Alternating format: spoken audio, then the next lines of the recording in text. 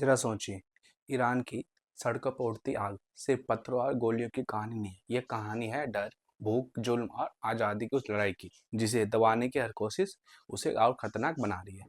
Hello दोस्तों, मैं करण किशोर और आपका हमारे यूट्यूब चैनल पर स्वागत है। ईरान में हिंसा क्यों हो रही है? आज पूरी दुनिया एक सवाल पूछ रही है, आखिर ईरान में इतनी हिंसा क्यों हो रही है? क्या यह सिर्फ महिलाओं के हिजाब का मुद्दा है? क्या ये विदेशी साजिश है, या फिर यह वर्षों से दबे गुस्से का विस्फोट है? हम ईरान की हिंसा को जड़ से लेकर भविष्य तक समझेंगे, बिना किसी डर, बिना किसी झूठ के। ईरान बाहर से मजबूत, अंदर से टूटा हुआ देश। ईरान को अक्सर एक ताकतवर इस्लामिक देशों के रूप में दिखाया जाता है। तेल, सेना, मिसाइल, परमाणु कार्यक्रम सब कुछ है, लेकिन सच्चाई यह है कि आम जनता आर्थिक रूप से टूट चुकी है। यह बेरोजगार है, महिलाएं घुटन में जी रही है, बोलने की आज़ादी लगभग खत्म है। ईरान में लोकतंत्र सिर्फ नाम का है, असल ताकत धार्मिक सत्ता के हाथों में। अब बात करते हैं सन 1979 की इस्लामिक क्रांति। यहीं से कहानी शुरू होती है।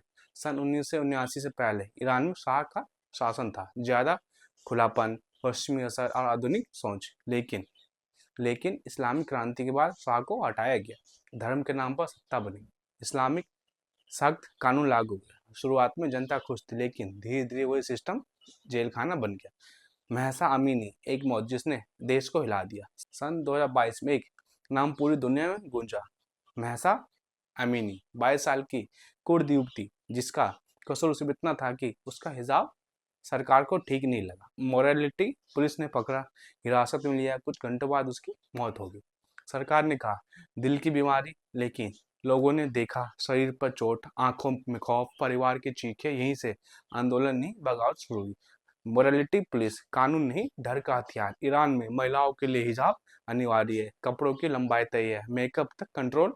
मोरालिटी पुलिस सड़कों पर चेकिंग करती है। अपमान, गिरफ्तारी, मारपीट के आरोप। महसा अमीनी की मौत ने साबित कर दिया कि यह सिर्फ कानून नहीं, एक जानलेवा सिस्टम है। महिलाएं जिन्होंने डर जला दिया। ईरान के इतिहास में पहली बार महिलाओं ने हिजाब जलाया, बाल काटे, खुलेआम विरोध किया। कोई फैशन स्टेटमेंट नहीं था, यह संदेश था अब बहुत हो चुका है। महिलाएं जानती थी जेल होगी, पिटाई होगी, मौत भी हो सकती है, फिर भी वो सड़कों पर उतरी। यहीं से सत्ता घबरा गई। युवा, जिनके पास खोने को कुछ नहीं। ईरान की 60% आबादी 35 साल से कम उम्र की है।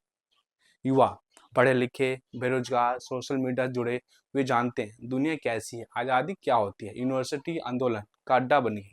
सरकार ने छात्रों को मारा, कॉलेज बंद किए, प्रोफेसर हटाए, लेकिन आग बुझी नहीं। आर्थिक संकट, खाली जेब, भरा गुस्सा, ईरान की असली सच्चाई। महंगाई 40 से 50%, नौकरियां खत्म, मुद्रा बेकार, अमेरिका और पश्चिमी देशों की पाबंदियां तेल निर्यात पर रोक लगा देती। लेकिन सवाल यह है कि क्या सजा सरकार को मिल रही है या आम जनता को? जब पेट खाली हो, बच्चों के फीस न भर पाओ, दवा महंगी हो जाए, तो गुस्सा फूटता है। इंटरनेट बंद, आवाज बंद। सरकार ने विरोध बढ़ते देख इंटरनेट बंद कर दिया, सोशल मीडिया रोका, पत्रकारों को जेल में डाला, क्योंकि सरकार जानती थी सच फैल गया तो सारा सत्ता हिल जाएगी। सरकारी दमन, गोलियों में जवाब। सरकार ने इस्तेमाल किया police, Basij militia, Islamic revolution guard, corpse. परिणाम सैकड़ों मौतें, हजारों गिरफ्तार, कई लोगों को फांसी। संदेश साफ था, आवाज उठाओगे तो मिटा दिए जाओगे। असली सत्ता किसके पास है? ईरान में असली ताकत अली कामेनी, राष्ट्रपति सीमित, संसद कमजोर, सेना और कोर्ट सीधे सुप्रीम सुप्रीम लीडर के अधीन। इसलिए यह आंदोलन सरकार के खिलाफ नहीं, पूरे सिस्टम के खिलाफ है। यही वजह है कि बदलाव इतना मुश्किल है। विदेशी साजिश या अंदरूनी आग। सरकार का आरोप है कि अमेरिका और इजराइल की साजिश है, लेकिन सच्चाई, गुस्सा घर से निकलता है, दर्द असली है, भूख देश के अंदर है, विदेशी दुश्मन बहाना है, असली डर जनता से है। अब बात करें कि क्या ये क्रांति बनेगी? ईमानदारी से देखें तो आंदोलन बिखरा है, कोई एक नेता नहीं। सरकार अब भी ताकतवर है, लेकिन डर टूट चुका है। महिलाएं पीछे नहीं हटेगी, युवा चुप नहीं बैठेंगे। इतिहास कहता है कि हर बड़ी क्रांति छोटी चिंगारी से शुरू होती है। ईरान का भविष्य की बात करें तो इसमें सुधार या विस्फोट? आने वाले सालों में विरोध रुक रुक कर होगा, सरकार और सख्त होगी, अंतर्राष्ट्रीय दबाव बढ़ेगा, या सिस्टम सुधरेगा, या टकराव और खूनी होगा। बीच का रास्ता नहीं बचा। निष्कर्ष ये निकलता है कि ईरान की हिंसा क्या सिखाती है? ईरान की हिंसा सिर्फ हिजाब नहीं, सिर्फ महंगाई नहीं, यह इंसान बनकर जीने की लड़ाई है। महसा अमीनी की मौत एक लड़की की मौत नहीं थी, वो डर की मौत। ईरान आज जल रहा है, लेकिन आग पत्थरों से नहीं, सालों के जुल्म से बनी। और याद रखना, जब जनता डरना छोड़ देती है तो सबसे मजबूत सत्ता भी एक दिन टूट जाती है। ईरान में जो कुछ आज हो रहा है वो एक दो साल की घटना नहीं है, इसकी जड़ें 50 साल से भी ज्यादा पुरानी है। शाह का दौर सन 1941 से 1941 से 1979, 1979 से पहले ईरान पर शासन था पश्चिमी समर्थक शाह, महिलाओं को आज़ादी, खुला समाज, लेकिन अमीर और गरीबी में भारी फर्क, तानाशाही, अमेरिका का ज्यादा दखल, यह असंतोष बना इस्लामी क्रांति की वजह।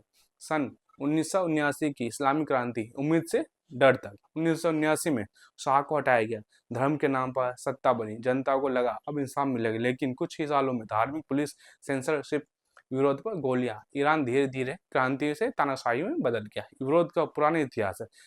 बात करें तो 2009 से आज तक ईरान में बड़े आंदोलन हुए। 2009 में ग्रीन मूवमेंट, चुनाव में धांधली। 2017 से 18 में महंगाई और बेरोजगारी। 2019 में पेट्रोल की कीमतें, 1500 से ज्यादा मौतें के आरोप। 2022 अब तक महिलाओं और आज़ादी आंदोलन, हर बार पैटर्न एक जैसा, जनता बाहर, सरकार गोली। इंटरनेट बंद, महसा अमीनी के बाद क्या हुआ? महसा अमीनी की मौत के बाद एक आंदोलन लोकल नहीं नेशनल बन गया। पहली बार महिलाएं आगे, जाति, मजहब, भाषा से ऊपर आंदोलन, कुर्द, फारसी, बलूच सब साथ। यहीं से सरकार को लगा अब मामला हाथ से निकल जा सकता है। सरकार ने क्या क्या किया, यानी क्या क्या कदम सरकार द्वारा उठाए गए। पहला, सुरक्षा बलों की खुली तैनाती। सरकार ने इस्तेमाल किया police, Basij, militia, Islamic revolution guard, corps. इन पर आरोप है कि सीधी गोली, भीड़ पर फायर, बच्चों तक की मौत। इंटरनेट और मीडिया ब्लैकआउट, व्हाट्सएप, इंस्टाग्राम बंद, मोबाइल डाटा रोका। विदेशी मीडिया बैन क्यों? इसलिए क्योंकि ताकि सच्चाई बाहर ना आ जाए। गिरफ्तारियां, फांसी, 20,000 से ज्यादा गिरफ्तारियां। मानवाधिकार संगठनों के अनुसार कई प्रदर्शनकारियों को तेज ट्रायल, कुछ को फांसी दी गई। सरकार का दावा ये दंगेबाज आतंकी है। दुनिया का अब तक कितने लोग मारे गए? सच क्या है? सरकारी आंकड़े बहुत कम संख्या है, सही डाटा नहीं। लेकिन मानवाधिकार संगठनों, यूएन रिपोर्ट, स्वतंत्र पत्रकारों के अनुसार अनुमान 500 से ज्यादा मौतें, इनमें महिलाएं, छात्र, बच्चे भी शामिल। संख्या, असल संख्या शायद इससे भी कहीं ज्यादा है, क्योंकि सरकार डेटा छुपाती है। असली सत्ता क्यों नहीं हिल पा रही? ईरान में सबसे ऊपर है अली खमेनी, उनके पास सेना, कोर्ट, मीडिया, धार्मिक समर्थन। इसलिए राष्ट्रपति बदलने से कुछ नहीं बदलता, सिर्फ संसद सिर्फ दिखावा है। यही वजह है कि यह संघर्ष लंबा और खतरनाक है। अंतर्राष्ट्रीय स्तर पर क्या प्रतिक्रिया हुई? संयुक्त राष्ट्र, यूएन, महिलाओं के अधिकारों पर चिंता, जांच की मांग, मानवाधिकार उल्लंघन की रिपोर्ट, लेकिन कोई सीधी कार्रवाई नहीं। अमेरिका पर नए प्रतिबंध, ईरानी अधिकारियों पर बैन, महिलाओं के समर्थन के बयान पर शब्द ज्यादा, असर कम। यूरोप, IRGC को आतंकी घोषित करने की चर्चा, वीजा बैन, संपत्ति फ्रीज, आम जनता की प्रतिक्रिया। पेरिस, लंदन, न्यूयॉर्क में प्रदर्शन, ईरानी महिलाओं के समर्थन में रैलियां, सोशल मीडिया पर वैश्विक एकजुटता। लेकिन सवाल, क्या सिर्फ समर्थन काफी है? क्या दुनिया सच में मदद कर रही है?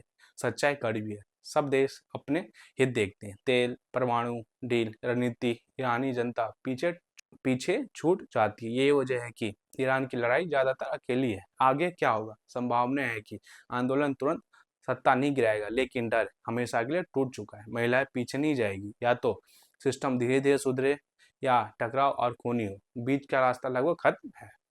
निष्कर्ष यही निकलता है कि ईरान में हिंसा किसी एक लड़की की मौत नहीं, किसी एक कानून की लड़ाई नहीं, यह एक लड़ाई है इंसान बनकर जीने की। और इतिहास गवाह है, जब महिलाएं उठती है तो सत्ता और सबसे पहले गिरती है। ईरान की सड़कों पर बहता खून एक सवाल पूछ रहा है, क्या दुनिया सिर्फ देखेगी या इतिहास का हिस्सा बनेगी? ऐसे ही दमदार, रियल और सच्ची स्टोरी के लिए हमारे चैनल को सब्सक्राइब करें, ताकि सच्चाई आप तक पहुंचे और दूसरों तक पहुंचाने का जरिया आप बन सके। धन्यवाद।